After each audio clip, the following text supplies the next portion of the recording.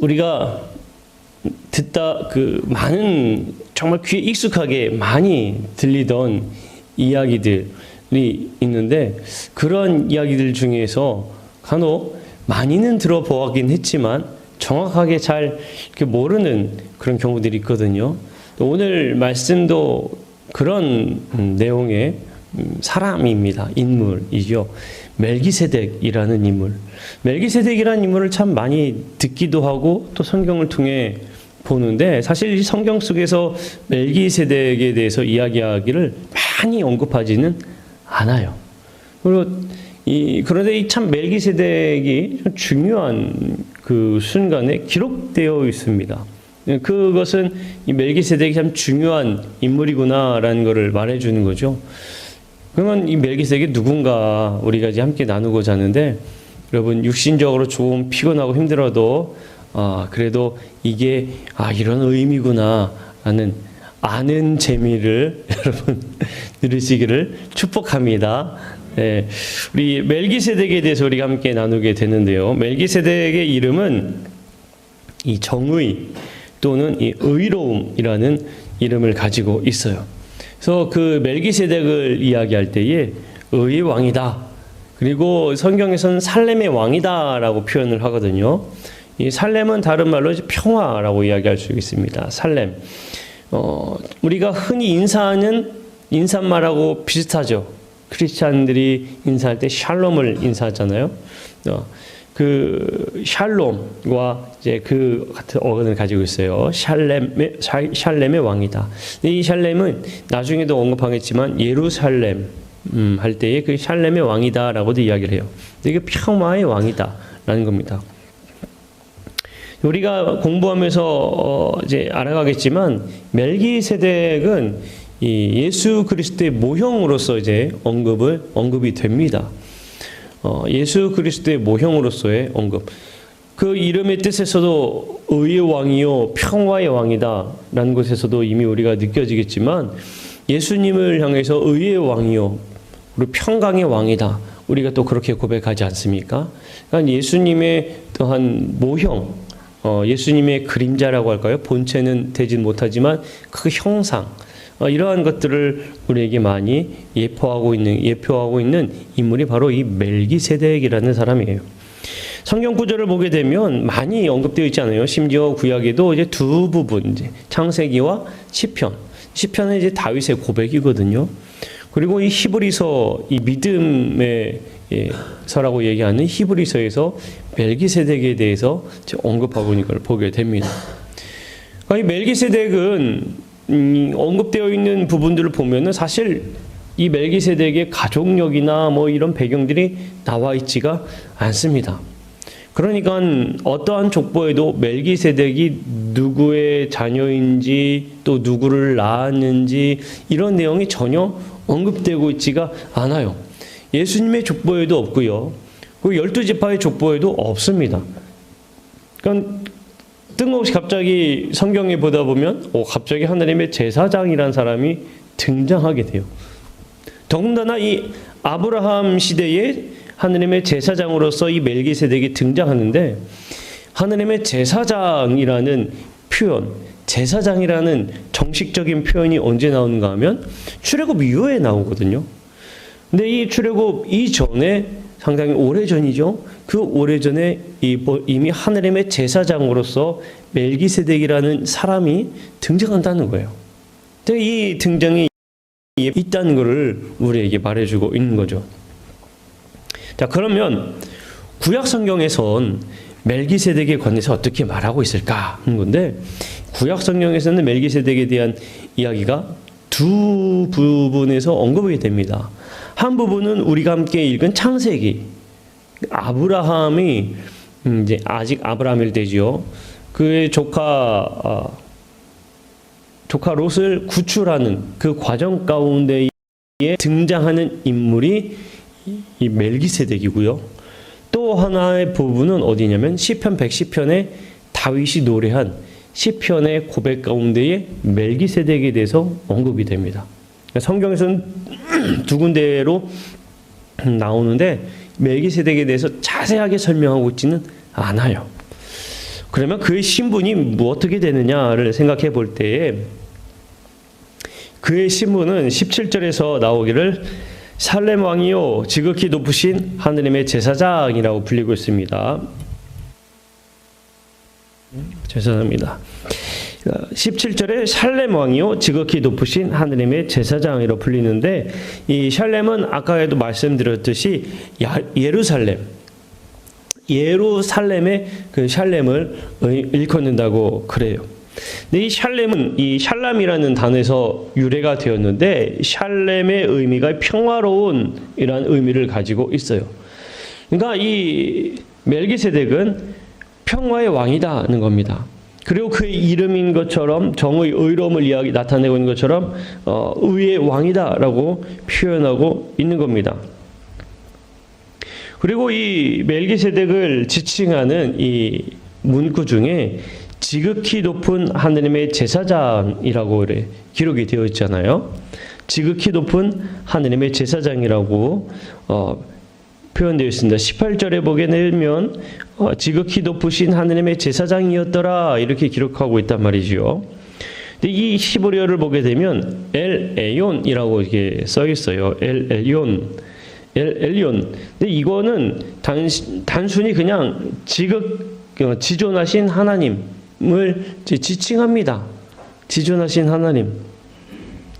그러니까 이 멜기세덱에 대해서 그의 이름을 표현할 때, 그의 신분을 표현할 때 지극히 높으신 하나님의 제사장이라는 이 원어를 표현한 부분을 보게 되면 그저 온전히 그가 어떠한 사람인지 그 의도가 분명하게 기록되어 있다는 겁니다.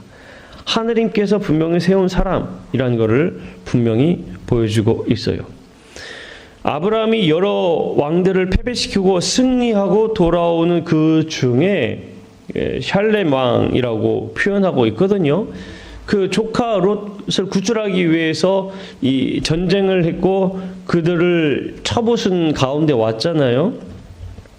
그 가운데에 샬렘 왕이라고 했단 말입니다. 그리고 지극히 높은 하느님의 제사장이라고 이야기했어요. 아무리 높은 사람들이라고 이야기해도 이 멜기세덱이 누구냐? 하느님의 사람이다 라는 것을 말해주고 있습니다. 그리고 그는 천지를 소유하신 자, 엘yon, 지극히 높은 자, 그 이름으로 아브라함을 축복하고 있습니다. 그러니까 하나님의 이름으로 아브라함을 축복하고 있어요. 하나님께서 이 아론 제사장으로서의 그 축복권을 주실 때에 하나님의 이름으로 축복하도록 허락하시죠. 그러니까 그러한 축복권을 이미 누가 가지고 있었느냐? 이 멜기세덱이 가지고 있었어요. 멜기세덱이. 아브라함 그 이야기에서 나온 것을 보게 되면 아브라함이 멜기세덱에게 마음의 깊은 감동을 받아서 전쟁에서 취한 그 모든 것들을 중에 10분의 1을 이 아브라함이 멜기세덱에게 바칩니다. 그리고 전쟁 가운데에 아브라함이 어떤 고백을 했는가 하면 소돔 왕이 아브라함에게 다 가져가십시오 라고 이야기했을 때에 아브라함은 그것들을 다 거절했지요. 그 이유가 무엇이냐면 소돔 왕이 혹시나 야, 저 아브라함이 왜 부자가 되는지 알아? 내가 다 줘서 그래.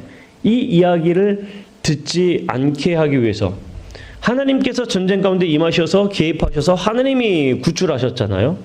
그런데 그 하나님의 이름이 빠지고 소돔 왕의 이름이 불리는 것을 이 아브라함은 원치 않았습니다. 그래서 이 소돔 왕이 다 줄게라고 이야기했을 때 노하라고 거절했단 말입니다. 그런데 이 멜기세덱에게는 하나님의 이름을 찬양하며 10분의 1의 11조를 그에게 먼저 바치는 것을 볼 수가 있습니다. 그리고 아브라함을 축복할 때에 지극히 높으신 하나님께 손을 들어 맹세하는 이 멜기세덱의 모습을 볼 수가 있습니다.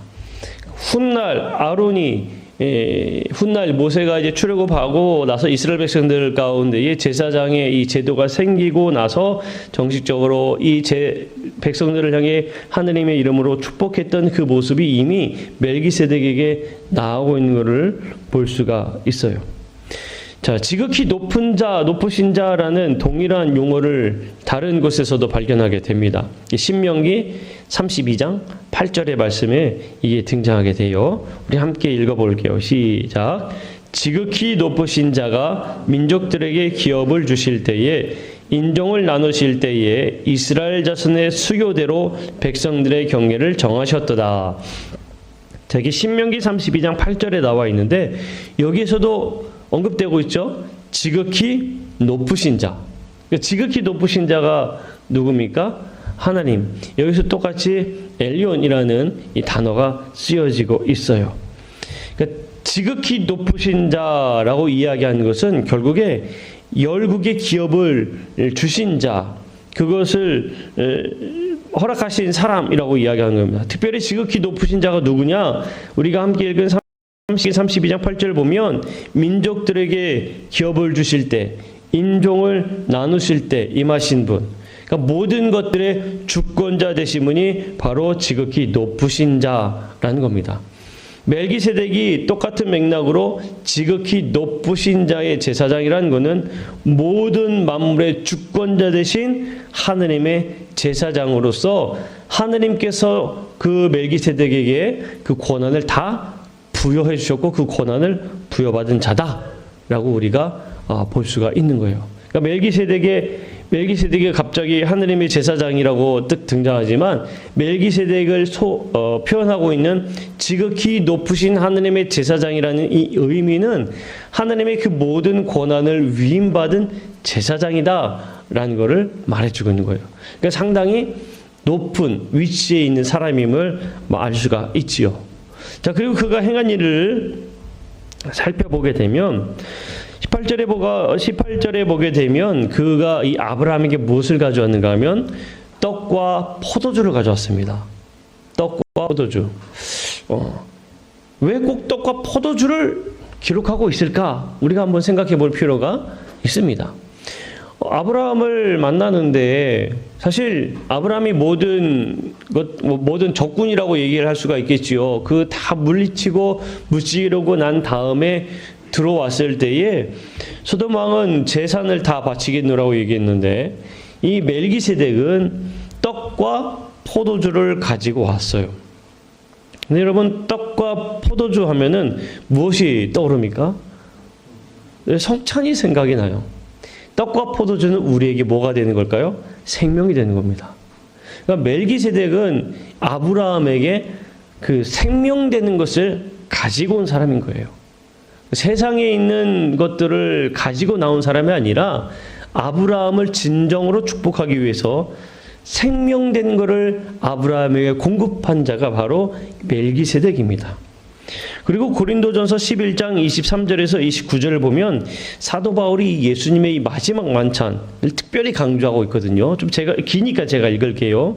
들어보세요. 내가 너희에게 전한 것은 주께 받은 것이니 곧 주 예수께서 잡히시던 밤에 떡을 가지사 축사하시고 떼어 이르시되 이것은 너를 위하여 위하는 내 몸이니 이것을 행하여 나를 기념하라 하시고 19회 또한 그와 같이 잔을 가지시고 이르시되 이 잔은 내 피로 세운 새 언약이니 이것을 행하여 마실 때마다 나를 기념하라 하셨으니 너희가 이 떡을 먹으며 이 잔을 마실 때마다 주의 죽으심을 그가 오실 때까지 전하는 것이니라.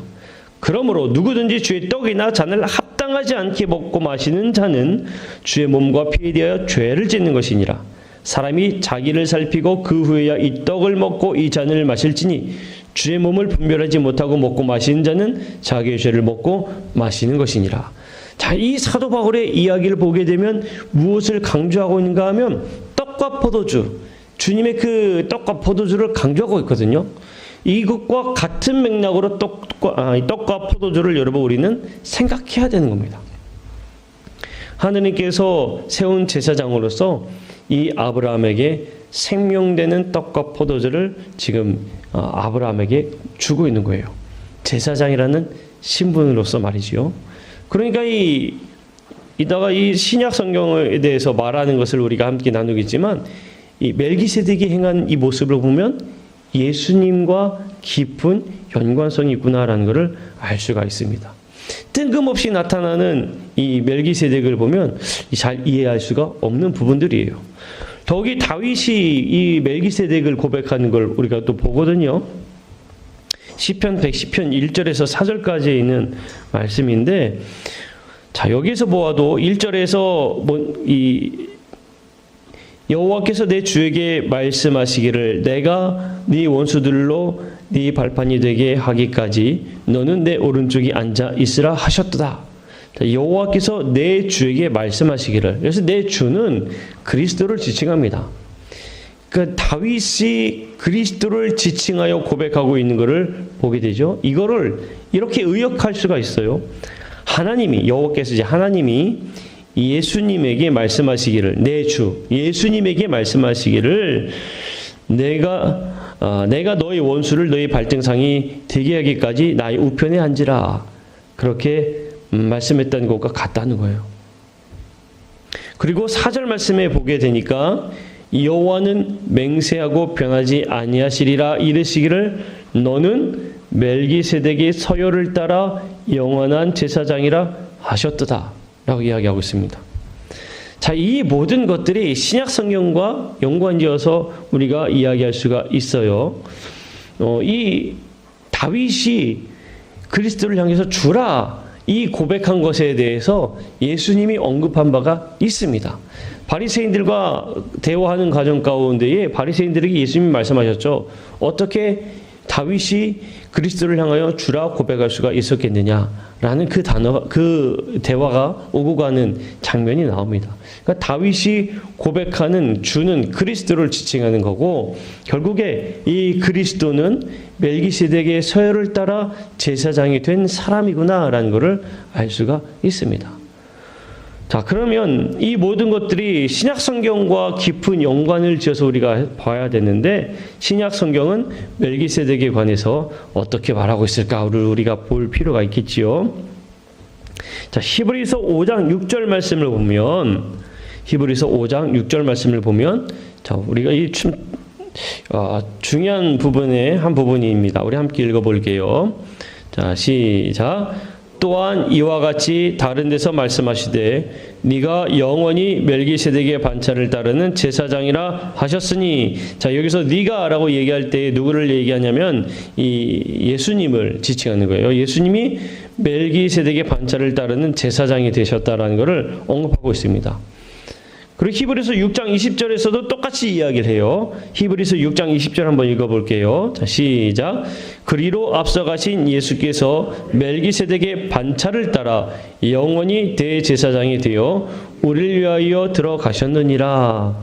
자, 멜기세덱이 하느님의 대제사장이라고 이야기했는데, 멜기세덱의 반차, 이 반차라고 이야기하는 서열, 등급, 위치, 그 대제사장의 위치를 누가 이어가고 있다고 이야기하고 있습니까? 예수님이라는 거예요.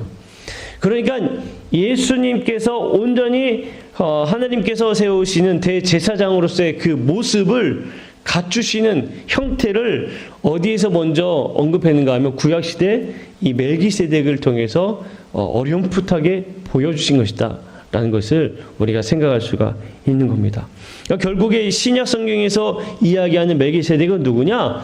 장차 오실 우리의 대제사장 되신 예수 그리스도의 모형이 되는 사람이 멜기세덱이다 라는 것을 말해주고 있어요. 아까 전에도 말씀드렸듯이 멜기세덱은 지극히 높으신 하느님의 대제사장이라고 말씀드렸잖아요. 하느님의 모든 것을 위임받은 제사장이란 말이에요. 예수님 때에 와서 하느님의 모든 것을 위임받은 분이 누굽니까? 예수님이세요. 그러니까 예수님께서는 멜기세덱의 온전한 모습으로 이 땅 가운데 오신 분이심을 언급하고 있는 것입니다. 그리고 이 멜기세덱에 대해서 모든 것들을 설명해 주고 있는 본문이 히브리서 7장 1절에서 10절까지 있는 말씀이에요. 히브리서 7장 1절에서 10절까지 보게 되면 멜기세덱에 대한 모든 것들을 아주 잘 설명해 주고 있습니다. 그 말씀들은 나중에 한번 찾아보시고, 제가 올려다 놓긴 했지만 너무 기니까, 그러면 이 성경 구절을 쭉 읽어보면은 이 멜기세덱의 모든 것들을 잘 말해주고 있는데, 우리의 대제사장이신 예수를 소유하고 있다면 우리 자신에게도 제사장 직분이 있다라는 걸 말해주고 있는 겁니다. 예수님이 하느님의 대제사장이라고 말씀을 드렸잖아요. 근데 우리가 믿음으로 고백할 때 예수님이 우리 안에 믿음으로 우리 안에 거하세요. 대제사장 되신 주님께서 우리 안에 거하시기 때문에 우리도 똑같이 제사장 직분을 가지게 된다는 걸 말합니다. 자, 3절을 보게 되면 멜기세덱에 대해서 이 표현하는 이야기가 등장하고 있는데요. 자, 3절 한번 보세요. 읽어볼까요? 시작. 아버지도 없고 어머니도 없고 족보도 없고 시작한 날도 없고 생명의 끝도 없어 하나님의 아들과 닮아서 항상 제사장으로 있느니라. 이 사람이 누구라고요? 멜기세덱. 멜기세덱은 성경에 그가 어디서 나타났는지 어떻게 죽었는지 그의 자녀가 어떤지 이런 게 전혀 없습니다. 그러니까 이 신약 성경에서 바로 이 멜기세덱을 하느님과 동등한 위치 속에서 표현을 하는데 동일한 위치에서 표현할 때에 예수님과 같은 사람이 아니라 반열에 있는 사람이 아니라 그의 먼저 나중에 오실 예수 그리스도의 하나의 모형으로서 예를 들면 여러분 드라마를 보면 예고편 있잖아요. 맛보기. 그런 거라고 여러분 쉽게 생각하면 더 좋을 것 같아요. 진정으로 오실 예수 그리스도를 맛보기로 멜기세덱으로 보여주셨고 예수님이 진정으로 그 멜기세덱의 진짜 대제사장의 모습을 갖추고 있다라고 말하는 겁니다. 멜기세덱이 미완성이라고 한다면 예수 그리스도는 완전하신 분이시고 그리고 믿음으로 고백하는 우리는 그 완전하신 주님께서 대제사장 되신 주님께서 우리 안에 계시기 때문에 우리 또한 마찬가지로 제사장된 삶을 살아간다라고 기록하고 있는 거예요. 그러면 이 히브리서 7장 11절에서 28절까지를 보게 되면요. 왜 영원한 대제사장, 영원한 제사장이 필요하냐라는 걸 말해줘요. 예수님이 영원한 대제사장 되신다고 말씀을 드렸잖아요. 왜 필요하냐라고 얘기하는데 그 이유는 아론의 제사장 직분, 여러분 아론의 제사장 직분은 율법 아래 있을 때 완전했을까요? 불완전했을까요? 완전하지 못했어요. 그들은 완전하지 못했습니다. 그들이 완전했다면 이스라엘 백성들이 죄악된 길로 갔겠습니까? 훗날 율법을 따라 열심히 살았던 바리새인들, 사두개인들, 서기관들 이들이 하느님의 뜻을 모르고 그렇게 살았겠습니까? 아니라는 거예요. 아론의 제사장 직분은 율법 아래서 완전하지 못했다는 거예요. 그리고 거기에는 율법을 따르지 않고 영원한 능력에 따라서 행하는 그 필요성도 분명히 나타나고 있는 겁니다. 그래서 이 예수님이 바로 이 언약의 보증이 되셨고 영원한 제사장이 되실 필요가 있었기 때문에 이 땅 가운데 오셨다라고 말해주고 있는 겁니다. 아론 계통의 제사장들은 모두 다 죽었어요. 하지만 예수님은 영원히 살아계십니다. 영원히 살아계신 주님, 예수님께서 우리 대제사장이 되신다는 것을 우리에게 말해주는 거예요.